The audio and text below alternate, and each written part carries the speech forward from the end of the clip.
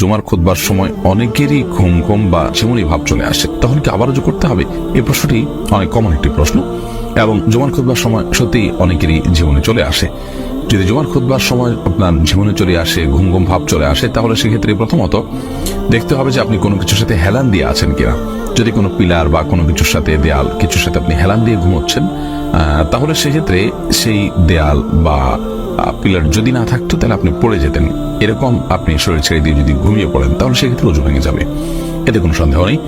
আর যদি আপনি বসে বসে ঝিমাতে থাকেন এবং সেক্ষেত্রে আপনি ডান দিকে বাম দিকে আপনি কাত হয়ে বা আপনার নুয়ে পড়ে যাচ্ছেন, এরকম যদি হয় তাতেও আপনার ওযু ভঙ্গ হবে না। তবে যদি এত ঘুম আসে যে আপনি একদম পড়েই যান ঘুমের চোটে, তাহলে সেক্ষেত্রে ওযু ভেঙে যাবে। ধরুন আপনি সেজদায় আছেন, সেখান থেকে পড়েই গেলেন, আপনি আপনার ভারসাম্য হারিয়ে পরিপূর্ণ শরীর ছেড়ে দিয়ে আপনি ঘুমিয়ে পড়েছেন, অর্থাৎ গভীর ঘুম হয়েছে সোজা কথা, সেরকম ঘুম হলে ওযু ভঙ্গ হয়ে যাবে।